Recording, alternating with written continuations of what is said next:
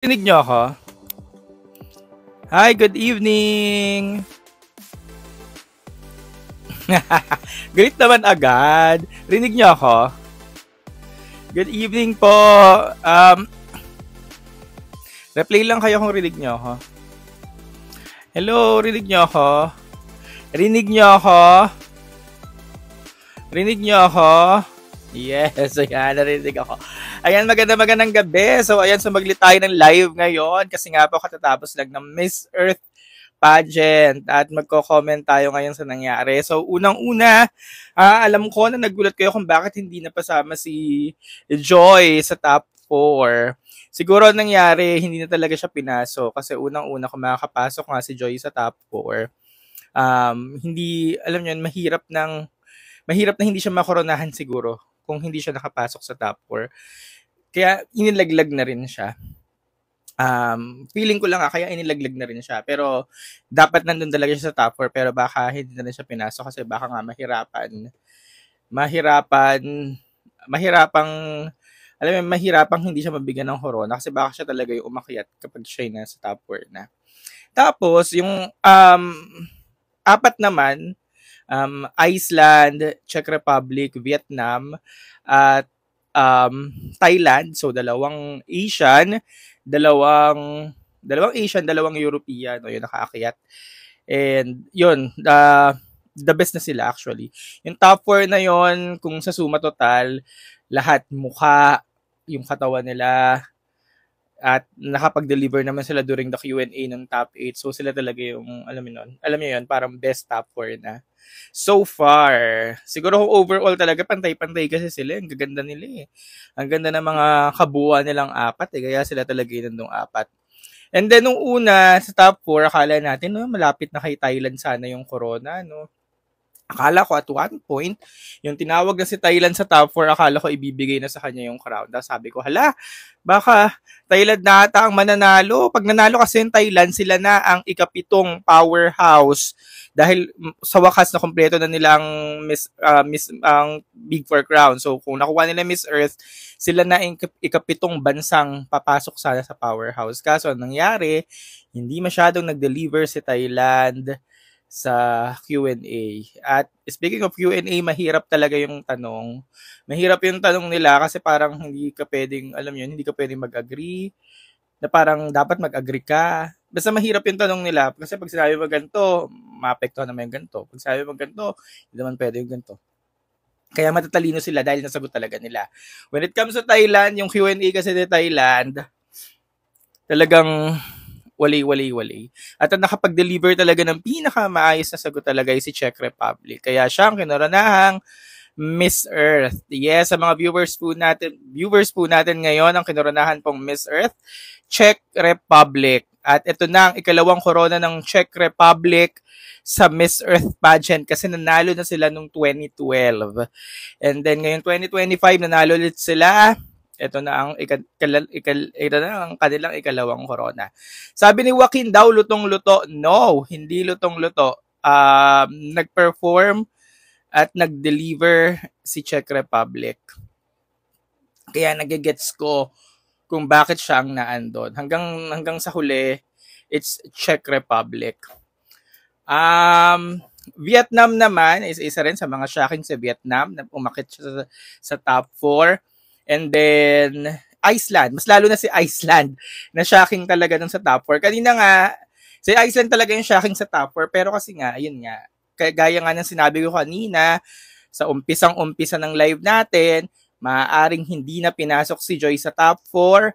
Kasi kung pumasok si Joy sa top 4, mahirap ma-justify yung makokoronahan kasi panigurado magpe-perform talaga si Joy sa top 4. Ayun yung rason. Okay? Malinaw na. Nagigets? Sinabi ko na kanina sa umpisa pa lang ng live ko, marahil hindi pinasok si Joy hanggang top 4 kasi nga mahirap ma-justify talaga yung makokoronahan if ever pinasok si Joy sa top 4. Pero, during the top 4, deserve na ni Czech Republic. Si Czech Republic na talaga yung nag-deliver ng pinakamaganda sagot kung Q&A lang talaga. It's Czech Republic na during the top 4. Okay? Okay? Gets nyo na? Pero ano nangyari kay Joy? Again, kasi marami na namang hindi magets eh. Again, ang nangyari kay Joy, maaaring hindi na talaga pinasok sa top 4. Ulit, performer si Joy. Performer siya. Deserve niya sa top 4, pero maaaring hindi na talaga siya pinasok sa top 4. Kasi nga kung pumasok siya sa top 4, baka siya talaga yung makoronahan. Baka ayaw muna ibigay sa Philippines yung corona, kaya hindi na muna siya pinasok sa top 4.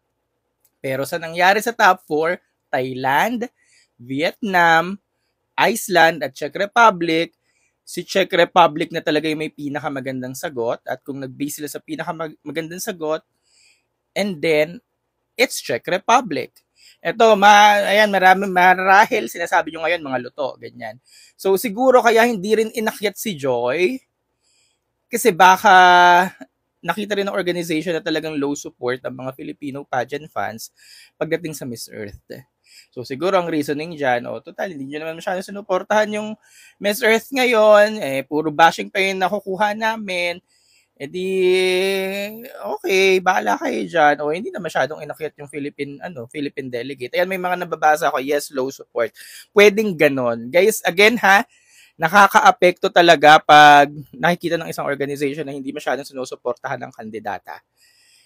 Kung may pagpipilian, kung maraming pagpipilian, bakit sila pipili ng isang candidate na mababa o low yung support? Siyempre, doon na sila sa malaki yung suporta. Kaya nga si Thailand, kaya nga si Vietnam umakyat. Kasi si Thailand tsaka si Vietnam, yung mga Vietnamese, yung mga Thai pageant fans, sobrang suporta nila nun sa queen nila. Czech Republic, pwedeng, kasi pangalawa na ng corona ng Czech Republic, pwedeng bias din nila ngayon. Kasi, Europe, Czech, kahit sabihin natin, ewan ko kung gaano ang suporta ng mga Czech Republicans, ng mga tiga-Czech, pagdating sa Miss Czech Republican. So pagdating sa mga Czech queens. Pero ang alam ko kasi sa Europe, malaki talagang hatak or ang market ng Miss Earth pagdating sa Europe.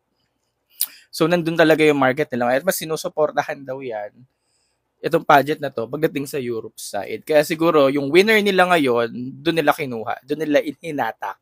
And again, si Czech Republic, during the top 4. Yung top 4 lang muna pag-usapan natin. Siya talaga yung nag-perform. So kung humahanap ng spokesperson ang Miss Earth pageant, then it's gonna be Czech Republic. Okay? May nagsasabi dito, wag ko na daw ipagtanggol. Hello!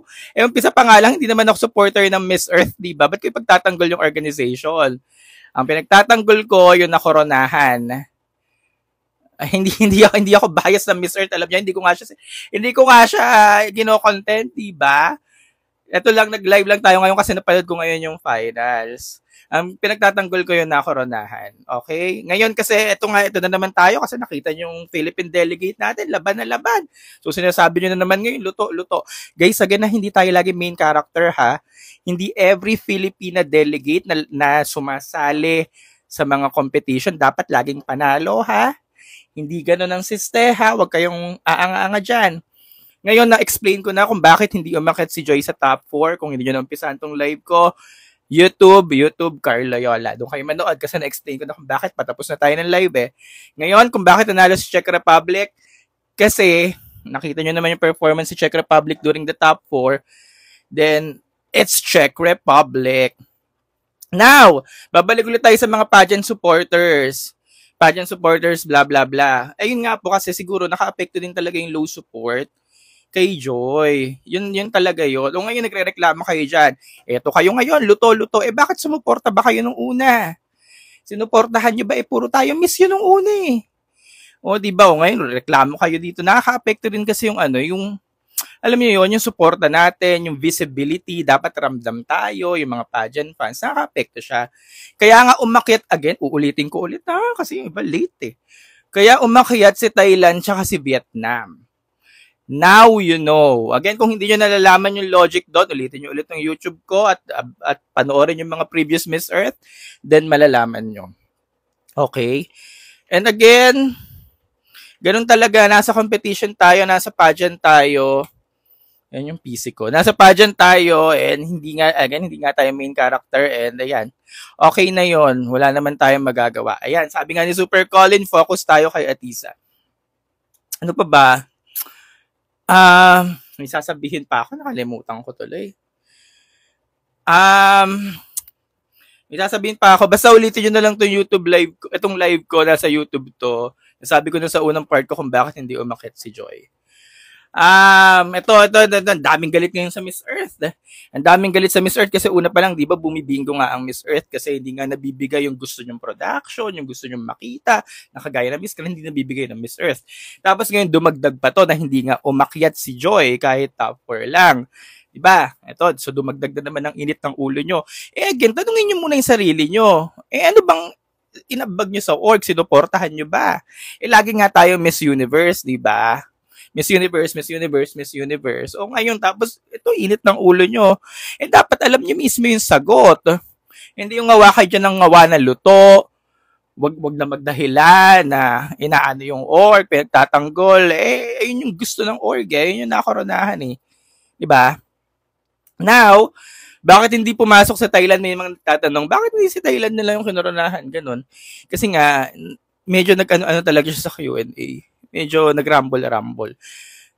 Bakang hinahanap ngayon ng Miss Earth spokesperson. Kaya si Czech Republic talaga yung umakyat. Tapos, pwede naman mag-translator, no? Pwede naman sa Thailand yung koronahan, tapos mag-translator sila. Wala eh. Baka gusto nila. Baka gusto talaga nila ngayon si Czech Republic. And again, it's the organization decision. Nanonood lang tayo. Yun yung gusto nilang makatrabaho. Yun yung gusto nilang spokesperson. Yun yung gusto nilang silver winner, si Czech Republic. And we must respect the organization's decision. Then, it's gonna be Czech Republic. So, yeah, yun lang. Maraming salamat. Bye-bye! Siyempre pa si TikTok Pageant Guru Carl Loyola. And I'm your TikTok Pageant Guru Carl Loyola.